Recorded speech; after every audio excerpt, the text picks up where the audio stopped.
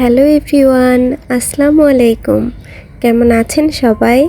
আশা করছি আল্লাহর রহমতে সবাই ভালো আছেন। আমরাও আলহামদুলিল্লাহ ভালো আছি।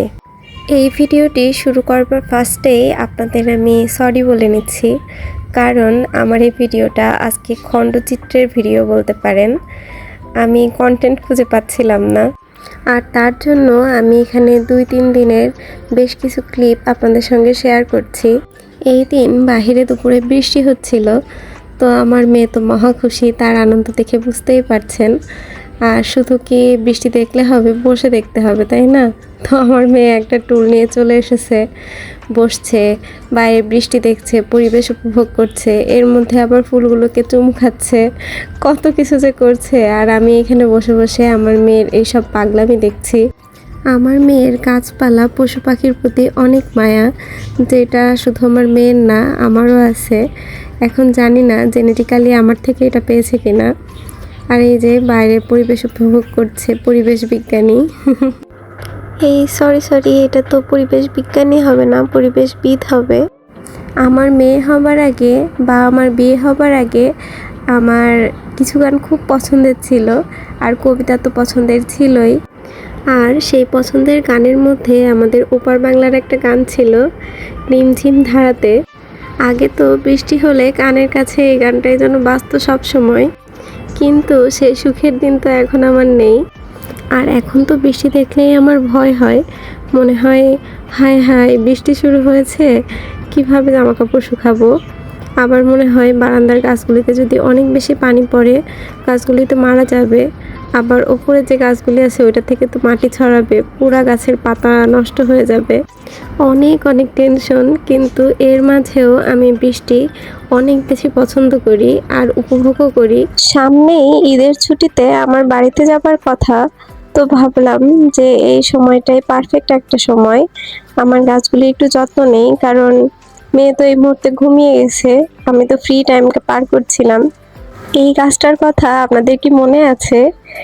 এটা আমার সেই খুব পছন্দের গাছ। এই গাছে আমি আপনাদের বলেছিলাম যে 2টা পাতা থেকে অনেকগুলি পাতা ছড়িয়েছে। এই গাছে যে পাতা ছড়িয়েছে তাতে তো আমি অনেক খুশি ছিলাম, কিন্তু দেখেন আরো বড় খুশি আমার সামনে এসে হাজির হয়েছে।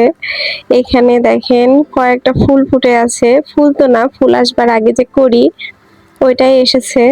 আর এর মাঝে আমি টমেটো গাছ থেকে টমেটো তুলেছিলাম, ভেবেছিলাম এই টমেটো দিয়ে আমি কোনো রেসিপি তৈরি করব আর আপনাদের সঙ্গে শেয়ার করব, কিন্তু আনফরচুনেটলি এটা আমি নিজেই খেয়ে ফেলেছিলাম। কি করব বলেন, আমি আর নিজের গাছের জিনিস লোভ সামলাতে পারিনি। আর এইখানে একদিন আমি পুডিং তৈরি করছিলাম, চিনির মধ্যে সামান্য পানি দিয়ে আমি এখানে ক্যারামেল তৈরি করে নিচ্ছিলাম। আর ওই ক্যারামেলটা হইতে থাক, আমি এখানে এই অল্প সময়ের মধ্যে ডিম আর দুধের মিশ্রণটা রেডি করে ফেলি। পুডিং এর মিশ্রণটা তৈরি করতে এখানে আমি প্রথমেই নিয়েছি 3টা ডিম। ওই ডিম থেকে আমি একটা কুসুম উঠায় রেখেছি। আর এখানে 1 কেজি দুধ দেখতে পাচ্ছেন, এটা ঘন করে আমি 1 কাপ করে নিয়েছি। পাশাপাশি ইউজ করেছি সামান্য পরিমাণে লবণ, চিনি, আর দিয়েছি ভ্যানিলা এসেন্স। আর যারা ভয় পান যে পুডিং তৈরি হবার পর ভেঙে যাবে কিনা, তারা আমার মতন 2 টেবিল চামচ কর্নফ্লাওয়ার দিয়ে নিতে পারেন। আর এই পর্যায়ে চিনিটা দুধের সঙ্গে ভালোভাবে মিশে গেলে আমি চালনি দিয়ে চেলে নিচ্ছি। এটা তো দেখলেন আমি একবার চেলে নিলাম, এটা আমি আরেকবার চেলে নিব। আর দেখেন কতগুলি লাম্পস দেখা গিয়েছে, এগুলো তো ফেলে দিতে হবে, এগুলা থাকলে পুডিংটা মসৃণ হতো না। এইখানে পুডিং এর মিশ্রণ তৈরি করতে করতে আমার ক্যারামেলটা রেডি হয়ে গেছে। আর এই তো আমি আমার পছন্দ মতো কালার তৈরি করে নিয়েছি। আপনারা যারা মানে পুডিং রেডি করবেন তারা আসলে মানে যে শেডটা চান তার একটু আগে এটা নামাই নেবেন, না হয় এটা বেশি লাল হয়ে গেলে তিতা হয়ে যেতে পারে, এদিকটা একটু খেয়াল রাখবেন। আর এই তো আমি আরেকবার জেলে নিয়ে একবারে রান্নার কাছে চলে আসলাম। চলেন এবার পুডিংটা স্টিম করতে দেই। এইখানে আমি একটা বড় পাতিলের মধ্যে একটা স্ট্রেনার নিয়েছি, আর এই পাতিলের মধ্যে আমি কিন্তু পানি আগে থেকে গরম করে রেখেছিলাম। এইখানে গরম পানিটা এমন হবে যে আপনার বাটিটা অর্ধেক বা তার একটু বেশি ডুবে থাকবে, এরকম হবে। আর এখানে হয়তোবা দেখেই বুঝতে পারছেন আমি একটা ছোট্ট কি বলবো ঢাকনা নিয়েছি। এই ঢাকনাটা আমি উপর থেকে যে উঠানোর যে জায়গাটা ওটা খুলে রাখছিলাম। আর এখানে আমার দাদির একটা পান ছেঁচার যে ছেঁচনি বলি আমরা, ওইটা আমি ঢাকনার উপরে দিয়ে দিয়েছিলাম। তার কারণে এই পাতিলটা কোথাও সরে যাবে না। আর এই তো এটা আমি স্টিম করে নিয়েছিলাম 30 মিনিট পর্যন্ত।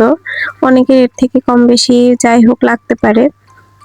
হয়তোবা 28 মিনিট অথবা 32 মিনিট এরকম লাগবে। এর বেশি সময় লাগবার কথা না। এবার চলেন আমার পুডিং এর ফাইনাল লুক দেখাই। আর এই পুডিংটা খেতে কিন্তু অনেক বেশি টেস্টি ছিল। আর বাচ্চারা তো অনেক বেশি পছন্দ করে পুডিং। আর এটাই ছিল আমার পুডিং এর ফাইনাল লুক। এই পর্যায়ে এসে একটা রিকোয়েস্ট করি, আমার ভিডিওটি যদি আপনাদের কাছে ভালো লেগে থাকে তাহলে অবশ্যই আমার চ্যানেলটি সাবস্ক্রাইব করবেন। আর যদি খুব বেশি ভালো লেগে থাকে তাহলে অবশ্যই একটা লাইক দিবেন। আপনার একটা লাইক আমার ভিডিওটাকে অনেকের কাছে পৌঁছে দিতে সাহায্য করবে। আমরা যে সবাইকে ইফতার দিয়েছি তা না, আমরাও কিন্তু দাওয়াত পেয়েছি। এখানে ইফতারের জন্য আমরা দুপুরে বের হয়ে যাচ্ছিলাম। আর আমরা নিমন্ত্রণ পেয়েছিলাম আমার বড় ভাসুরের বাসায় ইফতারের জন্য। আর রোডে দেখেন আমার মেয়ে বাসা থেকে বের হয়ে এত আনন্দের সময় পার করছে। তার হয়তোবা তার কাকার বাসায় যাওয়ার কোনো চিন্তাই নেই। এখানে অনেক খুশি সে, কারণ এখানে তার অনেকগুলি ভাইয়া ছিল। ওরা বল খেলছিল, আমার মেয়েটার পায়ের কাছে দিচ্ছে। আমার মেয়েটাও কিন্তু অনেক বেশি আনন্দ পাচ্ছে। যাই হোক, যাবার সময় দেখেন ওদের আবার টাটাও দিচ্ছে। গত ভিডিওতে আমি কিন্তু আমার রান্নার প্রশংসামূলক একটা কমেন্ট পেয়েছি। এটা দেখে আমার যে কি খুশি লাগছিল, মনে হচ্ছিল আপুটাকে যদি আমি পাইতাম তাহলে অবশ্যই আমার হাতের রোস্ট তাকে আমি ট্রাই করাতাম। আর এখানে বলতে বলতে আমি আমার বড় ভাসুরের বাসায় চলে এসেছি। আর আলটার পরেই দেখি ভাবি অল্প সময়ে অনেক আয়োজন করেছেন আমাদের জন্য। এখানে শুধু আমরাই নিমন্ত্রিত ছিলাম না, আমার ছোট দেবরও ছিলেন। এই দিন শুধু ইফতারই না, আমাদের রাতের খাবারেরও কথা ছিল। আর ভাবি অনেক কিছু রান্না করেছিলেন আমাদের জন্য। তারপরে তো আমরা ইফতার করে কিছু সময় গল্পগুজব করলাম। ভাবির সঙ্গে আমি গল্পগুজব করছি, সাথে আপনাদের ভাইয়েরা। সবাই তো কয় ভাই আর কি এক জায়গাতে হয়েছে, তো তারাও অনেক গল্পগুজব করছে। এর মাঝে আমরা তাড়াহুড়া করে বের হয়ে যাব। এজন্য এই তো খাবার আসলে খুব অর্গানাইজড ওয়েতে দেখানোর মতো সময়ও ছিল না। আমরা হুট করে খেয়ে দ্রুত করে বের হয়ে এসেছি। যাই হোক, আজ এখানেই বিদায় নিচ্ছি। আল্লাহ হাফেজ, আসসালামু আলাইকুম।